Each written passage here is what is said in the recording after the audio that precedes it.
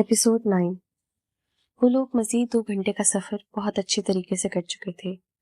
غفور چچا سچ میں ایک تجربے کار ڈرائیور تھے۔ اتنی دھند کے باوجود گاڑی بہت عمدہ طریقے سے چلا رہے تھے۔ وہ سب بھی ہلکی پھلکی باتوں میں مگن تھے۔ سفر اچھا گزر رہا تھا۔ سامنے ہی ایک مارٹ اور ہوٹل تھا جس کے برابر مسجد بھی تھی۔ بیٹا، میرا خیال ہے کہ نماز فجر میں پونا گھنٹہ رہ گیا ہے اور ہمیں اس ہوٹل پر رک جانا چاہیے۔ جو اب آ رہا ہے کیونکہ اگلا بہت دور ہے، نماز بھی پڑھ لیں گے اور ناشتہ بھی ہو جائے گا، کیا خیال ہے؟ انہوں نے علی کی طرف دیکھا۔ جی بالکل ٹھیک ہے۔ علی کے جواب پر پیچھے سے حسان نے زید کے کان میں سرگوشی کی۔ سن ذرا، کتنا فرما بردار بن رہا ہے، ورنہ اس نے فجر کی نماز کبھی ٹائم پر نہیں پڑھی۔ حسان خود ہی اپنی بات پر ہنسنے لگا۔ اس نے تو ٹائم پر نہیں پڑھی، تو نے تو کبھی پڑھی ہی نہیں، عبداللہ نے جواب دیا۔ کچھ ہی دیر میں گاڑی رک گئی۔ چلو بچوں آ جاؤ۔ چاچا نے اپنی گرم ٹوپی سر پر لی اور نکل گئے۔ ماما نے کہا تھا بالکل سردی سے بچنا ہے اور پانی ٹھنڈا ہوگا اس میں ہاتھ نہیں ڈالنے، میرے بیٹے کو جلدی زکام ہو جاتا ہے، اس لیے تم سب جاؤ، ذرا گل خان کے ساتھ آرام کر لوں میں۔ حسان نے بڑی سی جمائی لی۔ وہ کمینے، اب تو سفر میں ہے، آج تو نماز پڑھ لے، ہو سکتا ہے ہدایت مل جائے۔ حذیفہ نے اسے بازو سے پکڑا۔ باقی بھی اترنے کی تیاری کرنے لگے۔ میں اس معصوم کو کسی صورت اکیلا نہیں چھوڑ سکتا، اتنا سنگ دل نہیں ہوں میں، حسان نے احتجاج کیا۔ حتان دائی، مجھے بھی نماز پڑھنی ہے۔ امی کے ساتھ پڑھتا تھا تو اللہ تعالیٰ روز توفیق دیتا تھا، اور نانو کہتی تھی جو بچہ نماز نہیں پڑھتا اللہ اس سے ناد ہو جاتا ہے اور سزا دیتا ہے۔ میں نے جب نماز نہیں پڑھی تو اللہ نے اماں کو دم کر دیا۔ گل خان کی معصومانہ بات سن کر سب سکتے میں آ گئے۔ یار اس نے تو غیرت ہی جگا دی، قسم سے کیا چیز ہے یہ۔ حسان کی بات نے سب کا سکون توڑا۔ چل یار گل خانہ، میں بھی پڑھ لوں، اللہ مجھے بھی توفیق دے گا کیا؟ اس نے گاڑی سے نکل کر گل خان کا بازو پکڑ لیا۔ ہاں آپ بڑے ہو، آپ تو 2 مل جائیں گی، گل خان نے حسان کو مسکرا کر کہا۔ حسان نے بھی پیار سے اسے دیکھا اور مضبوطی سے اس کا ہاتھ تھام لیا۔ انہوں نے نماز کے بعد ناشتہ کیا اور پھر کچھ اور سامان خرید لیا۔ آگے انہوں نے لگاتار 6-7 گھنٹے کا سفر کرنا تھا۔ گاڑی میں بیٹھ کر علی اور زید، جو کہ ساری رات کے جاگے ہوئے تھے، سو گئے۔ باقی تینوں غفور چچا سے باتیں کرنے لگے۔ گل خان اپنے کھلونے دیکھنے لگا جو اسے سب نے زید کے گھر سے دیے تھے۔ گاڑی ایک بار پھر اپنے سفر کی طرف گامزن ہو گئی۔ ان سب کو خبر بھی نہیں ہوئی کب ان کی آنکھ لگ گئی اور گاڑی میں یکدم سناٹا چھا گیا۔ غفور چچا نے سامنے لگے شیشے سے پیچھے دیکھا تو صرف گل خان جاگ رہا تھا۔ ان کو وہ معصوم سا بچہ بہت پسند آیا۔ بیٹا تم کس کے بھائی ہو؟ انہوں نے پیار سے اسے پکارا۔ انتر میں اپنے دھائی کا دھائی ہوں۔ تمہارا نام کیا ہے؟ انہوں نے پہلے جواب کو نظر انداز کر دیا۔ میں دل خان ہوں۔ اس نے ان کی طرف دیکھا۔ چچا نے خاموشی سے گاڑی چلانا ہی بہتر سمجھا کہ انہیں اس کی باتیں کچھ سمجھ نہیں آئی تھیں۔ یکدم ان کا موبائل بجنے لگا۔ انہوں نے فون اٹھایا تو دوسری طرف زید کے پاپا تھے۔ جی سر، سفر آرام سے اچھا جا رہا ہے، کوئی مشکل نہیں ہوئی۔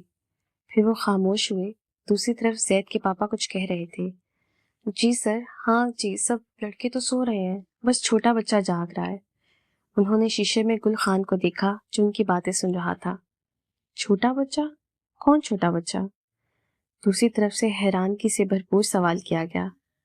اس سے قبل کہ غفور چچا کوئی جواب دیتے، اچانک حسان کا بازو ساتھ سوئی زید کے منہ پر لگا اور وہ اٹھ گیا۔ چچا کے ہاتھ میں فون دیکھ کر پوچھنے لگا، کیا ہوا چچا، کون ہے؟ بیٹا آپ کے پاپا ہیں، بات۔ زید نے فوراً سے پہلے فون پکڑ لیا۔ جی پاپا، کیسے ہیں آپ؟ کیا ہو رہا ہے؟ ہم ٹھیک ہیں، اچھا سفر جا رہا ہے۔ اس نے ایک سانس میں بہت کچھ بول دیا۔ بیٹا یہ غفور چچا کس چھوٹے بچے کی بات کر رہے ہیں؟ پاپا کی بات پر زید کو یکدم کھانسی آ گئی۔ پاپا ہاں، وہ چچا حسان کی بات کر رہے ہیں۔ آپ کو تو پتہ ہے حسان کتنی شرارت کرتا ہے، بچہ بن جاتا ہے۔ زید نے مشکل سے بات کنٹرول کی اور پھر کچھ باتوں کے بعد فون بند کر کے اپنی سانس درست کرنے لگا۔ چچا نے خاموشی سے سامنے والے شیشے میں زید کو دیکھا۔ آخر اس نے پاپا سے جھوٹ کیوں بولا؟ وہ حیرانگی سے سوچنے لگے، پھر کچھ دیر بعد بولے، بیٹا ان سب کو اٹھا دو، 11 بجے۔ میرا دل ہے میں اب 2-3 گھنٹے سو لوں، کیونکہ آگے راستہ مشکل ہے اور نیند نہیں آنی چاہیے۔ کیا خیال ہے؟ انہوں نے زید سے کہا۔ پھر کچھ ہی دیر میں سب جاگ گئے۔ آج کتنے دن بعد سورج نے بادلوں کی اوٹ سے اپنا منہ دکھایا تھا اور ہلکی ہلکی دھوپ اچھی لگ رہی تھی۔ غفور چچا نے گاڑی روک دی، وہ بری طرح تھک چکے تھے۔ چچا میرا خیال ہے یہاں ابھی دور دور تک کوئی ہوٹل نہیں ہے، آپ گاڑی سائڈ پر کھڑی کر کے سو لیں، ہم ذرا دھوپ کا مزہ لے لیتے ہیں۔ ہاں بیٹا بالکل، آپ سب وہاں سامنے جو میدان سا ہے وہاں بیٹھ جاؤ، میں ذرا کمر سیدھی کر لوں۔ چچا نے سیٹ پیچھے کی اور سیدھے لیٹ گئے۔ وہ سب کھانے کی چیزیں اور چٹائی لے کر باہر نکل گئے، پھر صاف سی جگہ پر چٹائی بچھائی اور اس پر بیٹھ گئے۔ یار ہم سب گھوڑے بیچ کر سو رہے تھے جب پاپا کا فون آیا تھا، زید نے کینو چھیلتے ہوئے کہا۔ یار ہمیں چاچا کو سب بتانا ہوگا ورنہ مشکل ہو جائے گی، عبداللہ نے تجویز دی۔ تم سب میری مان جاؤ، یہ بچہ ہمارے گلے پڑ جائے گا جیسے نیکی پڑتی ہے۔ حسان نے کھیلتے ہوئے گل خان کو گھور کر دیکھا۔ اوئے گل خانہ یہاں آؤ، اسے نہ جانے کیا سوجی جو اسے آواز دے دی۔ وہ دوڑ کر اس کے پاس آیا۔ جی تان بھائی، اس نے بڑے معصومانہ انداز سے کہا۔ بیٹے تیرے چکر میں اور تو کسی کا پتہ نہیں، میرا تھان ضرور بن جائے گا اور اسے زید کے پاپا ڈائی بھی کروا دیں گے۔ تھان ڈائی کا بچہ! حسان کو غصہ زید پر تھا، اس نے اپنے پاپا کے سامنے حسان کا نام جو لیا تھا۔ اب حسان اپنا غصہ گل خان پر اتارنے لگا۔ اس پاگل کو چھوڑ دو، تم یہاں میرے پاس آؤ۔ حذیفہ نے اسے پیار سے اپنے پاس بلا لیا اور جو سچ میں حسان سے خوف کھا رہا تھا فوراً حذیفہ کے پاس جا کر بیٹھ گیا۔